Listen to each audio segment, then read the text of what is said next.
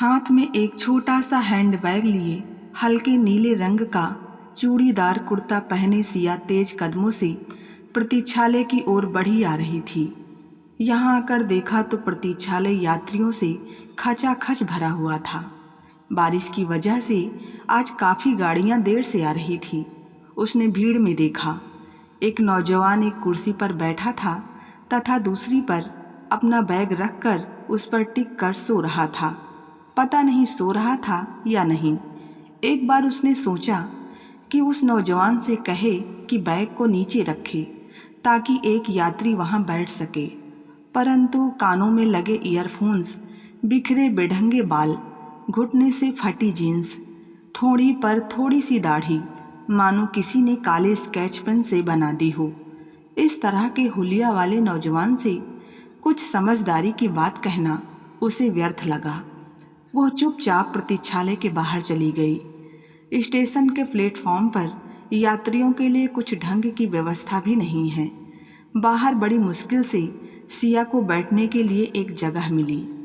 Train रात 2:30 बजे के करीब थी और अभी शाम के 6:30 बजे थे।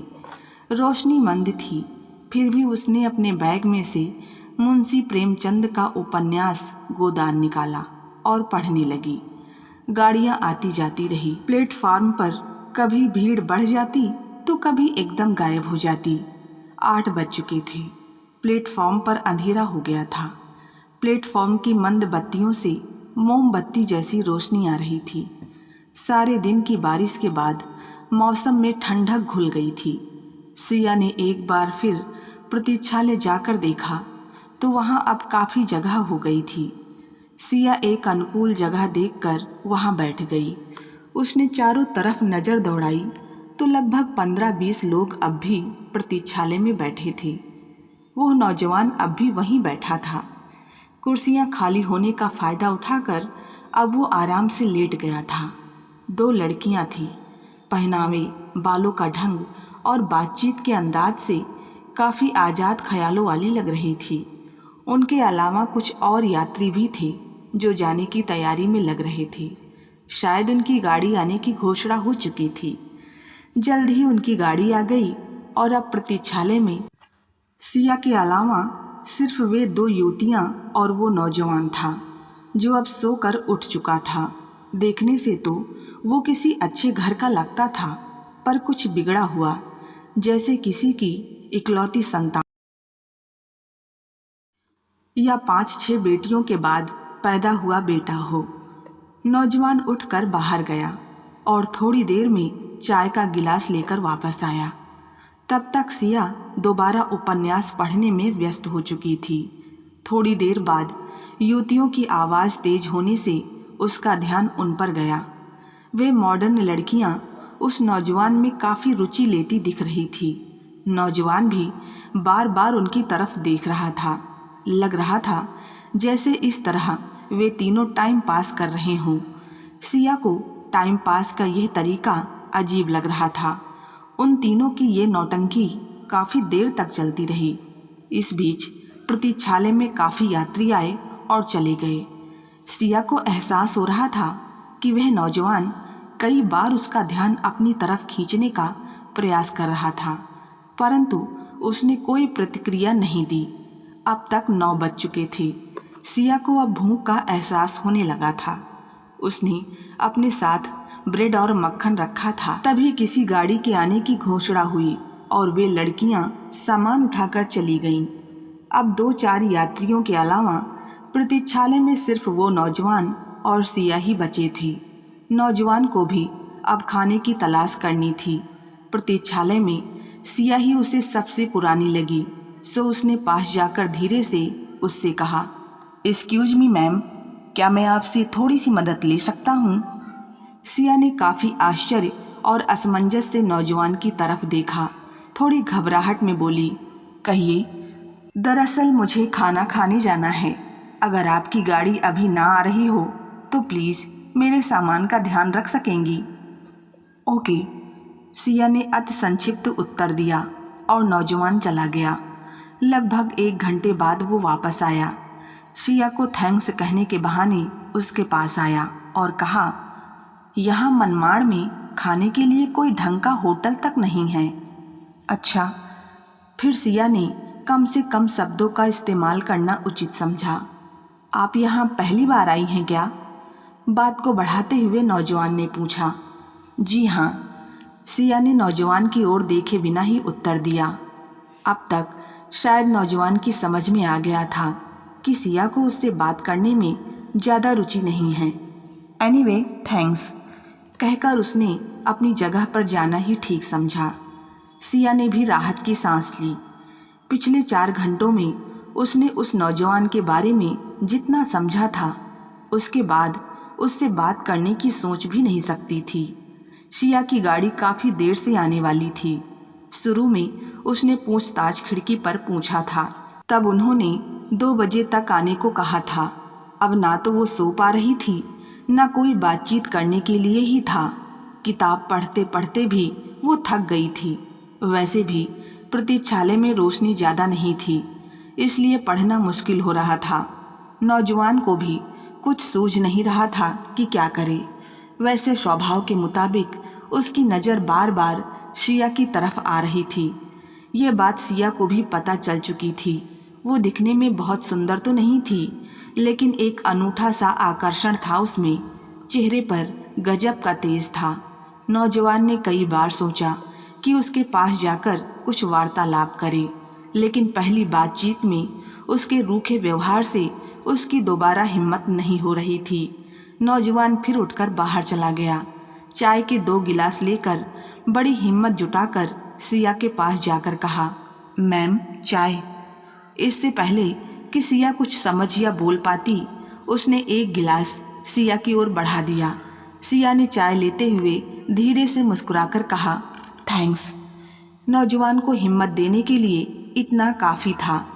थोड़ी औपचारिक भाषा में कहा, क्या मैं आपसे थोड़ी देर बातें कर सकता हूँ? सिया कुछ क्षण रुककर बोली, बैठिए। एक कुर्सी छोड़कर नौजवान बैठ गया। सिया ने ये सोचकर उसे बैठने के लिए कह दिया कि लड़का चाहे जैसा भी हो, थोड़ी देर बात करके बोरियत तो दूर होगी। चाय की चुस्कियाँ लेते हुए नौजवान ने ही बात शुरुआत की। मेरा नाम विक्रम है, पर मेरे दोस्त मुझे विकी कहते हैं। क्यों, विक्रम में क्या बुराई है? सिया ने टोका। विक्रम को इस ऐतराज की उम्मीद नहीं थी। थोड़ा हिचकिचाते हुए वह बोला, विक्रम काफ़ी लंबा नाम है ना, और काफ़ी पुराना भी, इसलिए दोस्तों ने उसका शॉर्टकट बना दिया है। Amitabh Bachchan, Statue of Liberty, San Francisco, Great Wall of China वगैरह नाम 50 बार भी लेना हो तो आप पूरा नाम ही लेते हैं, उसका तो शॉर्टकट नहीं बनाते। फिर इतने अच्छे नाम का जो सिर्फ 3.5 अक्षरों का है, शॉर्टकट बना दिया। जब बच्चा पैदा होता है तब माता पिता नामों की लंबी लिस्ट से कितनी मुश्किल से एक ऐसा नाम पसंद करते हैं जो उनके बच्चे के लिए फिट हो। बच्चा भी वही नाम सुन सुन कर बड़ा होता है, और बड़ा होकर दोस्तों के कहने पर अपना नाम बदल देता है। नाम के नए या पुराने होने से कुछ नहीं होता, गहराई उसके अर्थ में होती है। पिछले 3 दिनों में सिया ने पहली बार किसी से इतना लंबा वाक्य बोला था। पिछले 3 दिनों से वो अकेली थी, इसलिए किसी से बातचीत नहीं हो पा रही थी। शायद इसीलिए उसने विक्रम से बातें करने का मन बनाया था, परंतु विक्रम 1 मिनट के लिए सोच में पड़ गया कि उसने सिया के पास बैठकर ठीक किया या नहीं। थोड़ा संभलते हुए कहा, आप सही कह रही हैं, वैसे आप कहाँ जा रही हैं? उसने बात बदलते हुए पूछा। इंदौर जा रही हूँ। और आप कहाँ जा रहे हैं? मैं पुणे जा रहा हूँ। आज से महाराष्ट्र में टैक्सी वालों की हड़ताल शुरू हो गई है, इसलिए ट्रेन से जाना पड़ रहा है। एक तो ये गाड़ियाँ भी कितनी लेट चल रही हैं। आज यहाँ मनमाड़ में कैसे? विक्रम ने बातों की दिशा को मोड़ते हुए पूछा। अब सिया विक्रम के साथ थोड़ा थोड़ा सहज महसूस कर रही थी। कहा, मैं पुणे गई थी लेक्चरर का इंटरव्यू देने। लौटते समय 1 दिन के लिए नासिक गई थी, अब वापस इंदौर जा रही हूँ। वैसे पुणे में किस कॉलेज में इंटरव्यू देने गई थी आप? विक्रम ने जानकारी लेने के उद्देश्य से पूछा। पुणे आर्ट्स एंड कॉमर्स से हिस्ट्री के प्रोफेसर की पोस्ट के लिए इंटरव्यू कॉल आया था। विक्रम अब सिया से सिर्फ टाइम पास के लिए बातें नहीं कर रहा था, बल्कि उसे सिया के व्यक्तित्व में झांकने का मन होने लगा था। पिछले कुछ घंटों से वो दूर से सिया को देख रहा था। वो जैसी दिख रही थी वैसी थी नहीं। उसने सोचा था कि वह एक शर्मीली, छुई मुई, अंतर्मुखी घरेलू टाइप की लड़की होगी, परंतु उसकी शैक्षणिक योग्यता, उसके विचारों का स्तर और विशेषकर उसका आत्मविश्वास देखकर विक्रम समझ गया कि वह उन लड़कियों से बिल्कुल अलग है जो टाइम पास के लिए होती हैं। कुछ देर वो शांत बैठा रहा। अब तक दोनों की चाय खत्म हो चुकी थी। आमतौर पर सिया कम ही बोलती थी, पर यह चुप्पी उसे काफ़ी असहज लग रही थी, सो उसी ने बात शुरू की। विक्रम के बाएं हाथ पर लगी क्रैप बैंडेज देखकर उसने पूछा, यह चोट कैसे लगी आपको? मैं बाइक से स्लिप हो गया था। बहुत तेज चलाते हैं क्या? मैं दोस्तों के साथ नाइट राइड पर था, थोड़ा ड्रिंक भी किया था, इसलिए बाइक कंट्रोल में नहीं रही और मैं फिसल गया, विक्रम ने थोड़ा हिचकिचाते हुए बताया। सिया ने शरारत भरे अंदाज में कहा, जहाँ तक मैं जानती हूँ रात सोने के लिए होती है, ना कि बाइक राइडिंग के लिए। खैर, वैसे आप यहाँ कैसे आए थे? मेरे डैड का टेक्सटाइल एक्सपोर्ट का बिजनेस है, मुझे यहाँ सैंपल देखने के लिए भेजा था। डैड चाहते हैं कि मैं उनका बिजनेस संभालूं, इसीलिए उन्होंने मुझसे टेक्सटाइल्स में इंजीनियरिंग करवाई और फिर मार्केटिंग में MBA भी करवाया, पर मेरा इन सब में कोई इंटरेस्ट नहीं है। मैं कंप्यूटर्स में M.Tech करके US जाना चाहता था, पर डैड मुझे अपने बिजनेस में इन्वॉल्व करना चाहते हैं, विक्रम ने काफ़ी संजीदा होकर बताया। सिया को भी अब उसकी बातों में रुचि जाग गई थी। थोड़ा खोद कर उसने पूछा, कोई और भाई है क्या आपका? ना कोई भाई ना बहन, इकलौता हूँ, इसीलिए सबको बहुत उम्मीदें हैं मुझसे। विक्रम की आवाज़ में काफ़ी उदासी थी। सिया ने संवाद को आगे बढ़ाते हुए पूछा, और आप उनकी उम्मीदें पूरी नहीं कर रहे हैं? आप उनकी इकलौती संतान हैं, आपसे उम्मीदें नहीं होंगी तो किससे होंगी? आपके लिए जमा जमाया बिजनेस है और आप उसके मुताबिक ही क्वालिफाइड भी हैं, मतलब बिना किसी संघर्ष के आप वो सब पा सकते हैं जिसे पाने के लिए लोगों की आधी जिंदगी निकल जाती है। ये सब कहकर तो सिया ने जैसे विक्रम की दुखती रग पर हाथ रख दिया हो, वो बिफर पड़ा। ये सब बातें देखने सुनने में अच्छी लगती हैं मैम, जिस पर बीतती है वही इसका दर्द जानता है। अगर पिता डॉक्टर हैं तो बेटे को डॉक्टर ही बनना होगा ताकि पिता का हॉस्पिटल आगे चल सके। पिता वकील है तो बेटा भी वकील ही बने ताकि पिता की वकालत आगे बढ़ सके।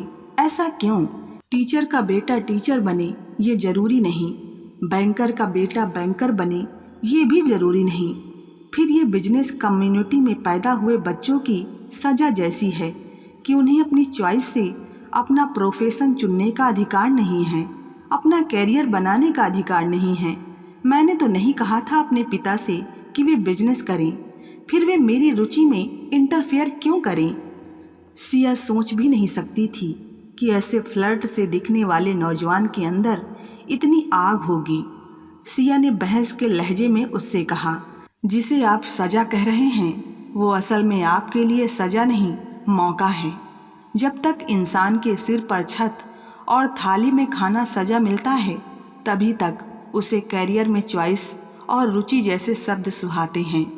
जब बेसिक नीड्स भी पूरी नहीं होती है, तब जो काम मिले इंसान करने को तैयार होता है। कभी उनके बारे में भी सोच कर देखें, तब आपको आपसे ज़्यादा खुश कोई और नहीं लगेगा। मैम, अगर आप मेरी जगह होती तो मेरी पीड़ा समझ पाती। आपके पेरेंट्स ने कभी आपकी लाइफ में इंटरफेयर नहीं किया होगा, तभी आप इतनी बड़ी बड़ी बातें कर पा रही हैं। विक्रम की आवाज़ में थोड़ा रूखापन था। जवाब में सिया ने कहा, इंटरफेयर तो तब करते ना जब वे मेरे पास होते। ये सुनते ही विक्रम के चेहरे के भाव ही बदल गए। वो क्या पूछे और कैसे पूछे समझ नहीं पा रहा था। फिर आहिस्ता से पूछा, सॉरी मैम, कोई दुर्घटना हो गई थी? नहीं जानती। सिया की आवाज़ ने उसे व्याकुल कर दिया। नहीं जानती मतलब? विक्रम ने आश्चर्य से पूछा।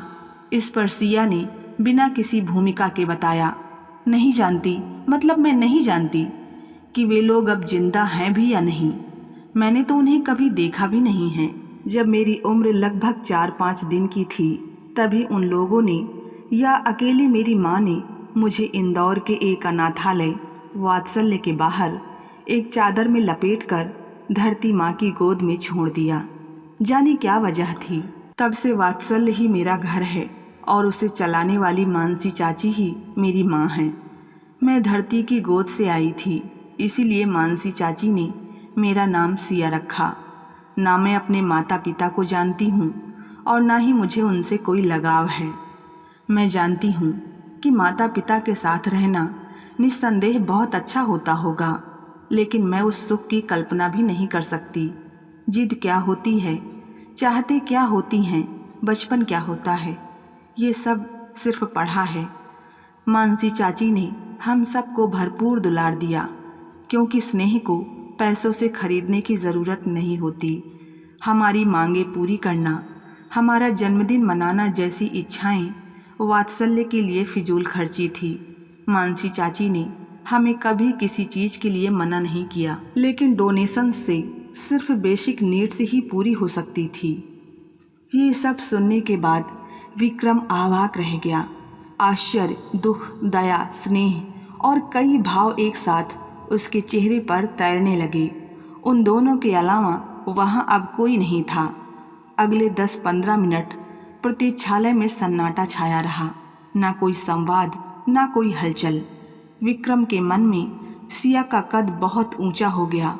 उसने सिया से बातचीत सिर्फ समय काटने के उद्देश्य से शुरू की थी। वो नहीं जानता था कि आज जीवन की इतनी बड़ी सच्चाई से उसका सामना होने वाला है। फिर विक्रम ने प्रतीक्षालय में पसरी खामोशी को तोड़ते हुए कहा, आई एम सॉरी मैम, मेरा मतलब है सिया जी, मैं सोच भी नहीं सकता था कि मैं आवेश में पता नहीं क्या क्या बोल गया। I am really sorry.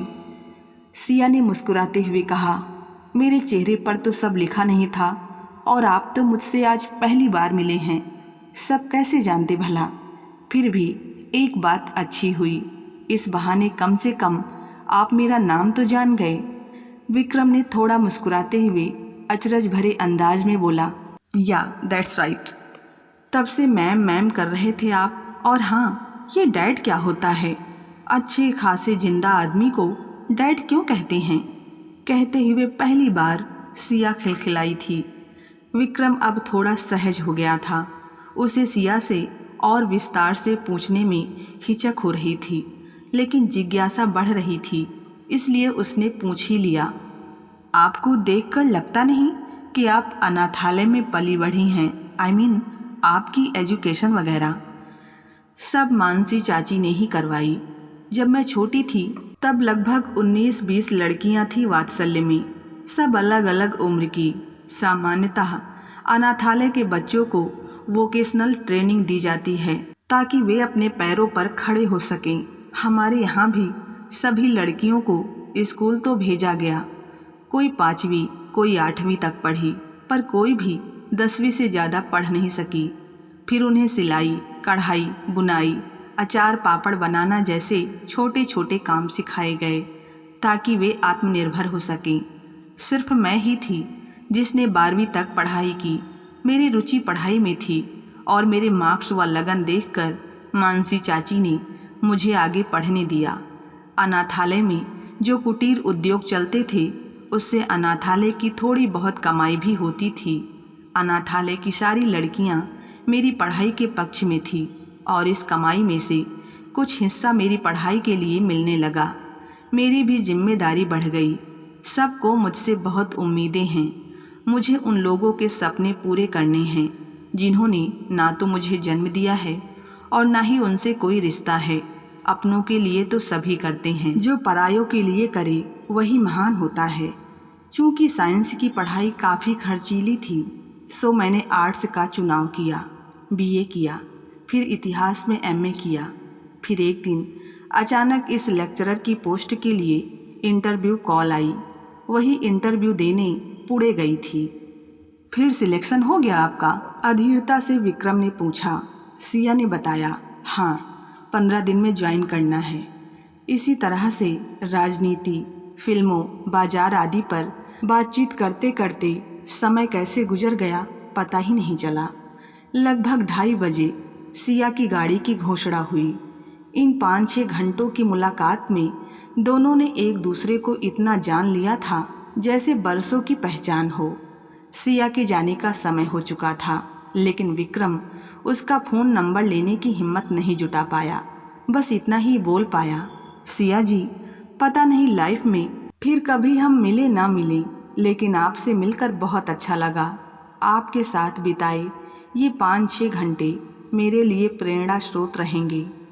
मैंने आज आपसे बहुत कुछ सीखा है। अरे भाई, मैं इतनी भी महान नहीं हूँ कि किसी की प्रेरणा स्रोत बन सकूँ। हो सकता है दुनिया में ऐसे भी लोग होंगे जो मुझसे भी खराब स्थिति में हों। मैं तो खुद अच्छा महसूस करती हूँ कि जिनसे मेरा कोई खून का रिश्ता नहीं है, उन्होंने मेरे जीवन को संवारा है। आप सर्व साधन संपन्न होकर भी अपने आप को इतना बेचारा समझते हैं। मैं आपसे यही कहना चाहूँगी कि जो हमसे निम्नतर हालात में रहते हैं उनसे प्रेरणा लो, और जो हमसे बेहतर हालात में रहते हैं उन तक पहुँचने की कोशिश करो। ये मानकर चलना चाहिए कि जो हो रहा है सब किसी एक की मर्जी से हो रहा है और वो कभी किसी का गलत नहीं कर सकता। बस हम ही ये बात समझ नहीं पाते। एनीवे, मैं चलती हूँ, गुड बाय। कहकर सिया ने अपना बैग उठाया और जाने लगी। विक्रम ने सोचा, ट्रेन तक ही सही, कुछ समय और मिल जाएगा सिया के साथ, और वो उसके पीछे पीछे दौड़ा। बोला, सिया जी, मैं आपको ट्रेन तक छोड़ देता हूँ। सिया ने थोड़ी नानुकुर की, लेकिन विक्रम की जिद पर उसने अपना बैग उसके हाथ में दे दिया। जल्द ही ट्रेन प्लेटफॉर्म पर आ गई और सिया चली गई। विक्रम के लिए वक्त जैसे थम सा गया। सिया से कोई जान पहचान नहीं, कोई दोस्ती नहीं, लेकिन अजीब सा रिश्ता बन गया था। पिछले 5-6 घंटों में उसने अपने अंदर जितनी ऊर्जा महसूस की थी, अब उतना ही कमज़ोर महसूस कर रहा था। भारी मन से वो प्रतीक्षालय वापस लौट आया। अब उसके लिए समय काटना बहुत मुश्किल हो गया था। सिया का ख्याल उसके दिमाग से 1 मिनट के लिए भी नहीं जा रहा था। रह रह कर उसे सिया की बातें याद आ रही थी। अब उसे एहसास हो रहा था कि वो आज तक कितना गलत था। इतना साधन संपन्न होने के बाद भी वो मन से कितना गरीब था। आज अचानक ही वो खुद को काफ़ी शांत और सुलझा हुआ महसूस कर रहा था। उसके माता पिता ने आज तक जो कुछ उसके लिए किया था, उसका महत्व उसे अब समझ में आ रहा था। उसे लगा, सच ही तो है कि पिता के व्यवसाय को बेटा आगे नहीं बढ़ाएगा तो उसके पिता की सारी मेहनत बर्बाद हो जाएगी। लोग पहली सीढ़ी से शुरू करते हैं, उसे तो सीधे मंजिल ही मिल गई है। कितनी मुश्किलें हैं दुनिया में, और वो खुद को बेचारा समझता था। वो आत्मग्लानि के सागर में गोते लगा रहा था। बार बार मन स्वयं को धिक्कार रहा था कि आज तक मैंने क्या क्या खो दिया। मन विचार मग्न था। तभी अगली गाड़ी की घोषणा हुई, जिससे विक्रम को पुणे जाना था। अगले दिन वो पुणे पहुंच गया। रात जाग कर काटी थी। अब काफ़ी थकान महसूस हो रही थी और नींद ना होने से भारीपन भी। अब जब घर पहुंचा तो पिताजी ऑफिस जा चुके थे। माँ ने ही थोड़े हालचाल पूछे। नहा धोकर विक्रम ने खाना खाया और सो गया। जब जागा तो डैड, जो अब उसके लिए पापा हो गए थे, वापस आ चुके थे। नींद खुलते ही विक्रम के दिमाग में वही प्रतीक्षालय और सिया घूमने लगे। रात को तीनों साथ बैठे। विक्रम के हाव भाव बदले हुए थे। माता पिता को लगा सफ़र की थकान है। जो सैंपल विक्रम लाया था उसने वो पापा को दिखाए और काफ़ी लगन से उनकी गुणवत्ता पर चर्चा करने लगा। वो क्या बोल रहा था इस पर पापा का ध्यान नहीं था। वे तो विश्वास ही नहीं कर पा रहे थे कि ये सब बातें विक्रम बोल रहा है, जिसे उनके व्यवसाय में रत्ती भर भी रुचि नहीं है। विक्रम बातों में इतना तल्लीन था कि समझ ही नहीं पाया कि पापा उसे निहार रहे हैं। रात का खाना खाकर वो फिर सोने चला गया। माता पिता दोनों ने इतने कम समय में विक्रम में बदलाव महसूस किया, लेकिन कारण समझ नहीं सके। विक्रम के स्वभाव को जानते हुए उनके लिए इस बदलाव को समझ पाना असंभव था। विक्रम की आंखों से नींद कोसों दूर थी। जब तक नींद ने उसे अपनी आगोश में नहीं लिया, तब तक वो सिर्फ सिया के बारे में ही सोचता रहा। उसे अफसोस हो रहा था कि काश वो थोड़ी हिम्मत करके उसका फ़ोन नंबर ही ले लेता। न जाने अब वो सिया को देख पाएगा भी या नहीं। अचानक उसे याद आया कि 15 दिन बाद वो पुणे ही तो आ रही है नौकरी ज्वाइन करने। उसी समय उसने निश्चय किया कि 15 दिन बाद उसी कॉलेज में जाकर सिया को खोजेगा। सुबह 11 बजे से पहले कभी ना जागने वाला विक्रम आज सुबह 8 बजे उठ गया। नहाकर नाश्ते की मेज पर ठीक 9 बजे पापा के साथ आकर बैठा और बोला, पापा आज मैं भी आपके साथ ऑफिस चलूँगा। पापा का चेहरा विस्मय से भर गया। माँ, जो विक्रम की रग रग को पहचानती थी, नहीं समझ पाई कि बेटे को क्या हो गया है। बस दोनों इसी बात से खुश हो रहे थे कि उनके बेटे में बदलाव आ रहा है। हालांकि वे आश्वस्त थे कि ये बदलाव ज़्यादा दिन नहीं रहेगा। जल्द ही विक्रम काम से ऊब जाएगा। फिर उसकी संगत भी तो ऐसी थी कि अगर विक्रम कोशिश करे भी तो उसके दोस्त उसे वापस गर्त में ले जाएंगे। इधर सिया अनाथालय पहुंच चुकी थी। सब लोग उसके इंतजार में बैठे थे। जैसे ही वो पहुंची, सब उस पर टूट पड़े। सिया मानसी चाची को उसकी कामयाबी के बारे में पहले ही फ़ोन पर बता चुकी थी, इसलिए सब उसके स्वागत के लिए खड़े थे। आज वात्सल्य से पहली लड़की को नौकरी मिली थी। अनाथालय में उत्सव का माहौल था। रात को सिया ने मानसी चाची को साक्षात्कार से लेकर सारी यात्रा का वृत्तांत काफ़ी विस्तार से सुनाया। शिवा प्रतीक्षालय में विक्रम से हुई मुलाकात की। यह बात छिपाने के पीछे कोई उद्देश्य नहीं था, फिर भी सिया को यह गैर ज़रूरी लगा। पिछली रात नींद न आने से वो काफ़ी थक गई थी। इस कारण लेटते ही नींद लग गई। सुबह भी काफ़ी देर से जगी। पिछले 8-10 दिनों से लगातार बारिश के कारण मौसम बहुत सुहाना हो गया था। सुबह ठंडक और बढ़ गई थी। नींद खुलने के बाद भी उसका उठने का मन नहीं हो रहा था। सिया उठी और बाहर आंगन में आकर बैठ गई। बारिश रुक चुकी थी और हल्की धूप खिली थी, लेकिन गमलों की मिट्टी अभी भी गीली थी। ठंडी हवाएं अब भी चल रही थी। लगा कि कोई शॉल ओढ़ ली जाए। ऐसे में अचानक ही उसे विक्रम का ख्याल आया। अब तक तो वो भी अपने घर पहुंच गया होगा। क्या लड़का था, थोड़ा अजीब, काफ़ी उलझा सा था। काफ़ी नकारात्मक सोच थी उसकी। यदि सोच को सही दिशा दे देगा तो बहुत कुछ पा सकता है।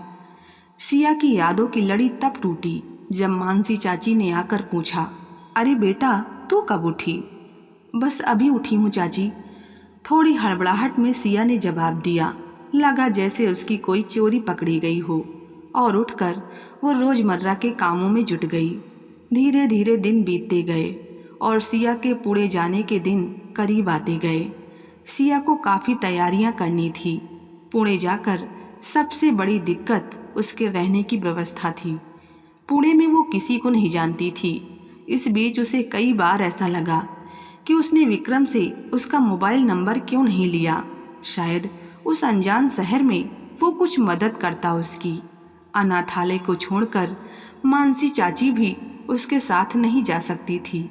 इसी चिंता में वे आधी हुई जा रही थी कि सिया का क्या होगा वहाँ अनजान शहर में, बिल्कुल अकेली कैसे रहेगी। विक्रम में आया बदलाव बरकरार था। पहले वो काफ़ी गुस्सैल था और अब काफ़ी शांत हो चुका था। बोलता भी बहुत कम था। लगभग गुमसुम सा रहने लगा था।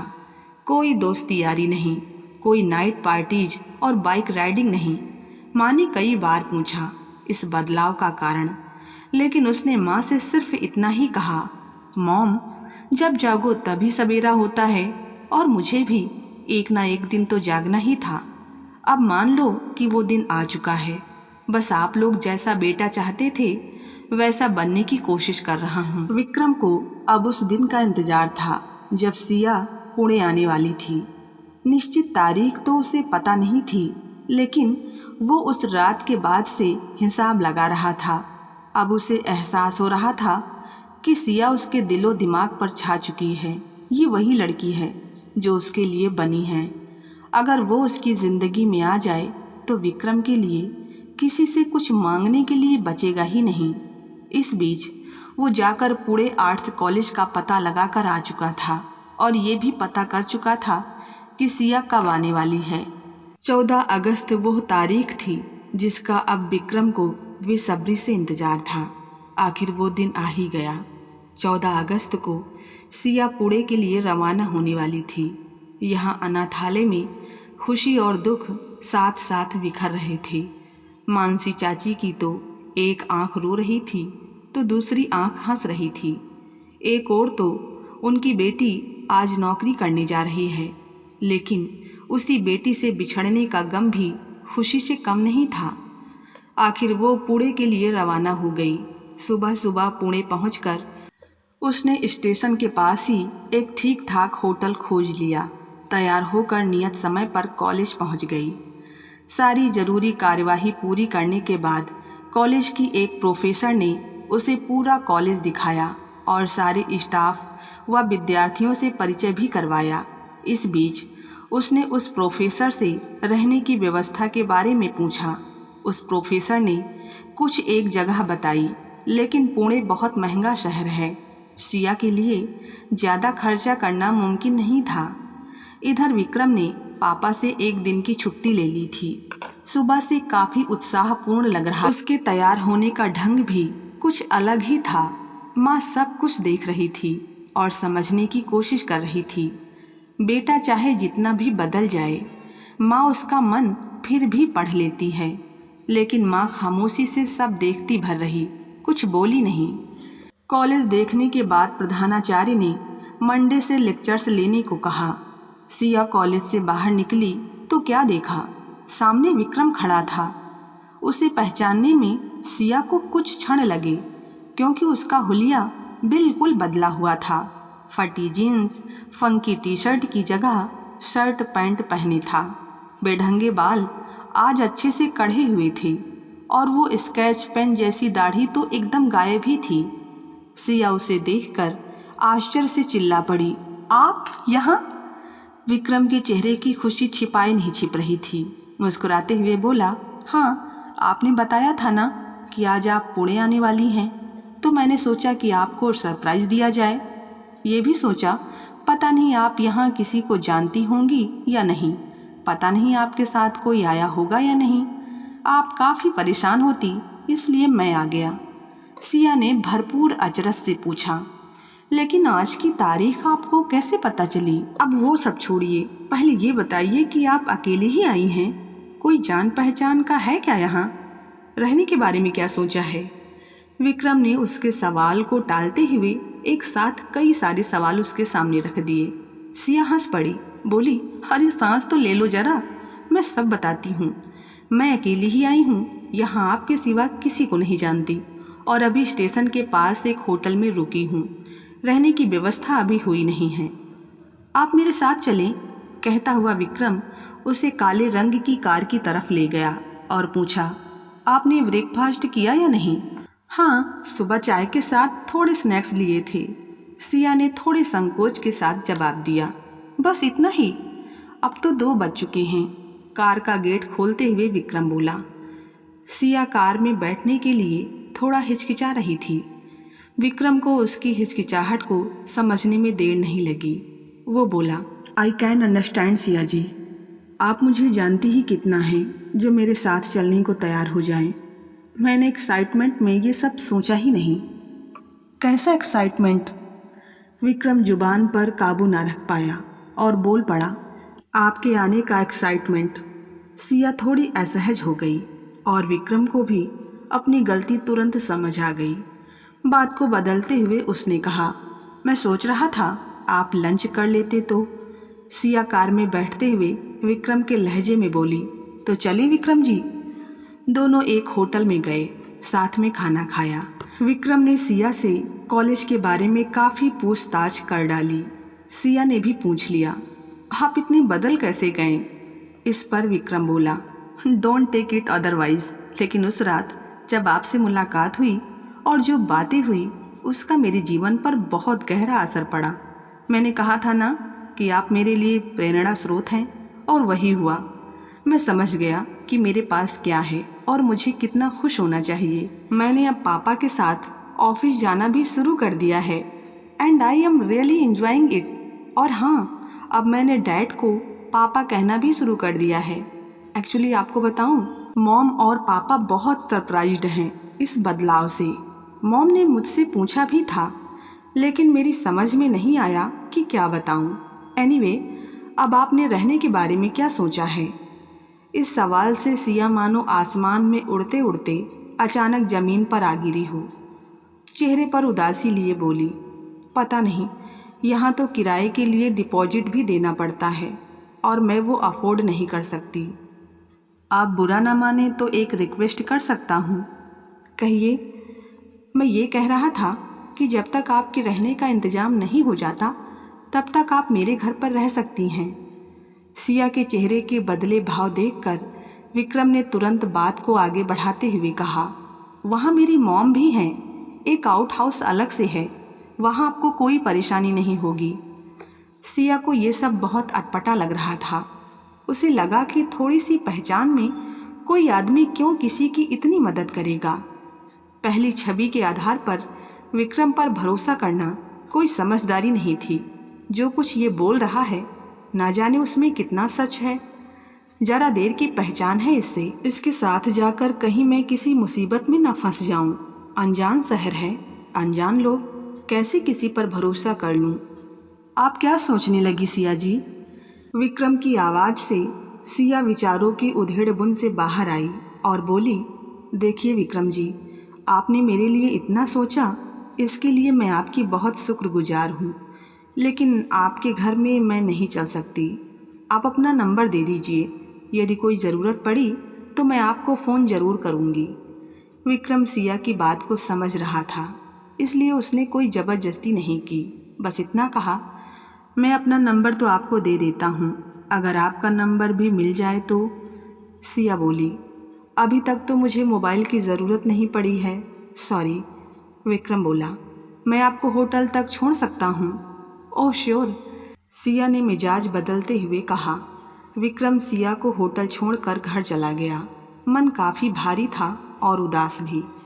घर पहुंचा तो माँ ने पूछा, लेकिन उसने बताया कि उसने एक दोस्त के साथ बाहर खाना खा लिया है। विक्रम के चेहरे की उदासी उसके मन की जबान बन रही थी। माँ ने उससे पूछा, कौन दोस्त था तेरा? मॉम आप नहीं जानती उसे, और वो अपने कमरे में चला गया। माँ का शक पक्का हो गया कि बेटा कुछ छिपा रहा है उससे।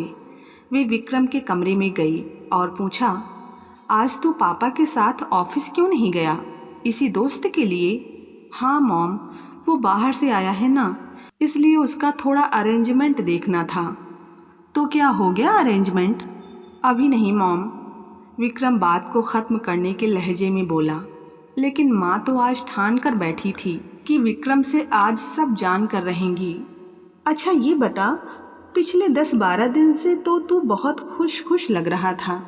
आज सुबह दोस्त से मिलने गया तब भी बड़ा खुश था, अब अचानक इतना गुमसुम क्यों हो गया है? सच बताना, मैं माँ हूँ तेरी, मुझसे कुछ मत छिपा। कोई समस्या हो तो बता, शायद मैं मदद कर सकूं। इतना कहकर अब तो माँ ने जैसे मोर्चा ही खोल दिया था। अब विक्रम के लिए बात को छिपाना मुश्किल लग रहा था। इतने कम समय में उसने सिया को बहुत अच्छी तरह से पहचान लिया था, लेकिन इतना बड़ा फैसला लेने में घबरा रहा था। इस बारे में माँ और पिताजी को समझाना उसे काफ़ी मुश्किल लग रहा था। सबसे बड़ी बात कि सिया अनाथालय में पली बढ़ी थी।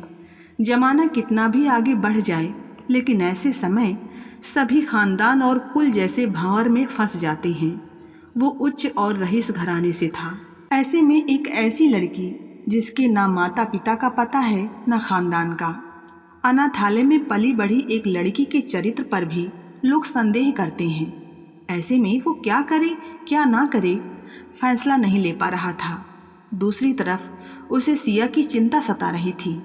जब तक उसके रहने की व्यवस्था नहीं हो जाती तब तक उसे होटल में ही रुकना पड़ेगा, जो उसके लिए बहुत खर्चीला होगा। वो कहाँ से लाएगी इतना पैसा? आखिर उसने माँ को सब कुछ बताने का फैसला किया। मॉम, आप बैठिए प्लीज, मुझे आपसे कुछ बातें करनी हैं। और उसने मनमाड़ रेलवे स्टेशन के प्रतीक्षालय से लेकर आज तक की सारी बातें माँ को बता दी। सब कुछ सुनने के बाद माँ कुछ देर चुप रही, फिर बोली, देखते हैं बेटा, कुछ करते हैं, और उठकर चली गई। अब विक्रम पहले से अधिक बेचैन हो गया, बार बार सोचता कि उसने सही किया या गलत। फिर रात को पापा आए, सबने साथ खाना खाया। खाने की टेबल पर पापा और विक्रम की थोड़ी बहुत बातें हुई। पापा ने भी अनजाने में उससे पूछ ही लिया, बेटा तेरा वो दोस्त आया कि नहीं? आया ना पापा, विक्रम ने माँ की ओर देखते हुए कहा। फिर उसे लेकर घर क्यों नहीं आया?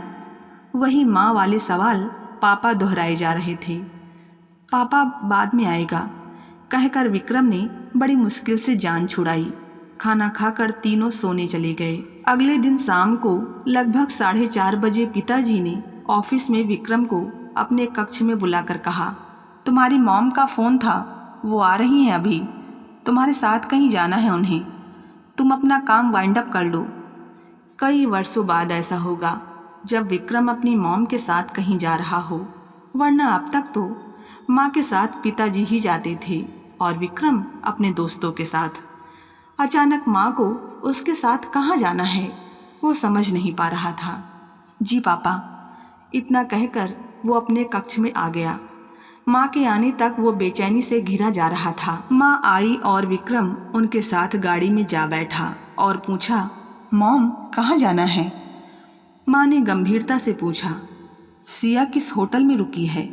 विक्रम आवाक रह गया, बस इतना ही मुंह से निकल पाया, होटल शिवाजी पैलेस। तो चलो, माँ बोली। होटल पहुंचकर विक्रम ने सिर्फ इतना कहा, मॉम वो मेरी भावनाओं से अनजान है। मैं जानती हूँ बेटा। रिसेप्शन पर कमरा नंबर पता करके दोनों उसके कमरे के बाहर पहुंचे। दरवाजे पर विक्रम आगे खड़ा था। दरवाज़ा खुलते ही सिया बोली, आप अचानक? अंदर आने के लिए नहीं कहेंगी? विक्रम ने स्वयं ही पहल की, लेकिन सिया थोड़ा असमंजस में पड़ गई कि उसे अंदर आने के लिए कहे या नहीं। तभी विक्रम की माँ सामने आई और बोली, मुझे तो अंदर आने दोगी ना? मेरी मॉम। विक्रम ने माँ से सिया का परिचय कराया। सिया ने दोनों को अंदर बुलाया। विक्रम और सिया खामोश थे। खामोशी को तोड़ते हुए माँ ने वार्तालाप शुरू की, सिया बेटा, मुझे विक्रम ने तुम्हारे बारे में बताया, लेकिन हमारे रहते तुम यहाँ होटल में रहो ये हमें बिल्कुल अच्छा नहीं लगेगा। तुम विक्रम के कहने पर नहीं आई, मैं समझ सकती हूँ। अब मैं तुम्हें लेने आई हूँ, अब तो तुम्हें चलना ही पड़ेगा। विक्रम की माँ ने इतने स्नेह और अधिकार के साथ ये सब कहा कि सिया के लिए मना करना मुश्किल हो गया। फिर भी वो संकोचवश मना करती रही, लेकिन माँ के आग्रह को टाल नहीं सकी।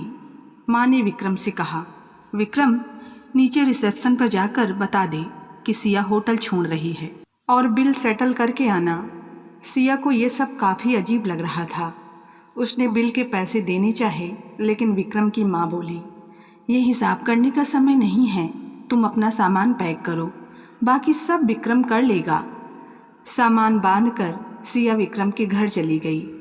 विक्रम की माँ ने आउट हाउस को दिन में साफ करवा दिया था।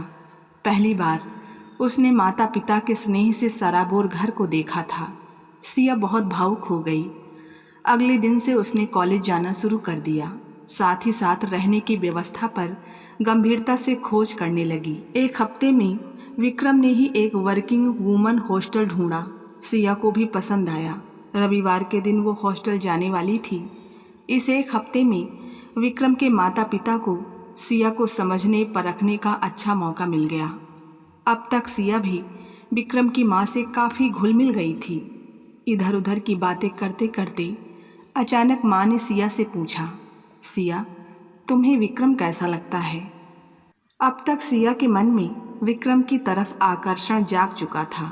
सकुचाते शर्माते हुए सिया ने नज़रें झुका ली। विक्रम की माँ ने सिया का माथा चूम लिया, फिर कुछ गंभीर होकर बोली, विक्रम हमारा इकलौता बेटा है।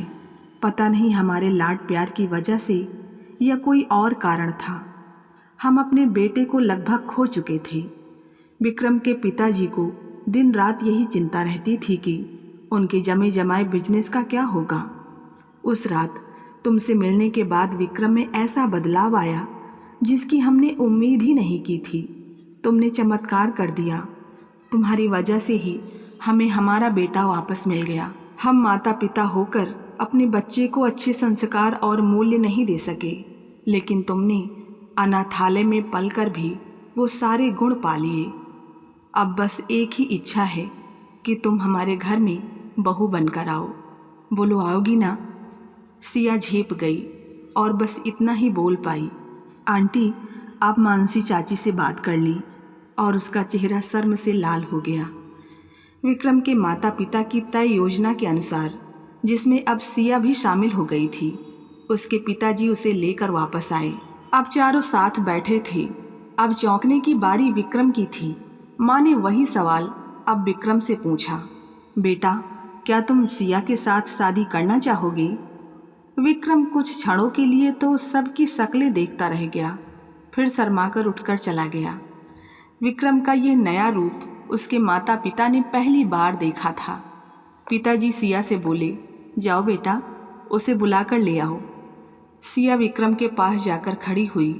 दोनों ने एक दूसरे को देखा और मुस्कुरा दिए। 2 माह बाद अनाथालय को दुल्हन की तरह सजाया गया और सिया वहाँ से विदा हो गई। तो बस आज की कहानी में इतना ही। कहानी पसंद आई हो तो वीडियो को लाइक करें। चैनल पे नए हैं तो सब्सक्राइब करना ना भूलें। मिलते हैं नई कहानी के साथ, तब तक के लिए धन्यवाद।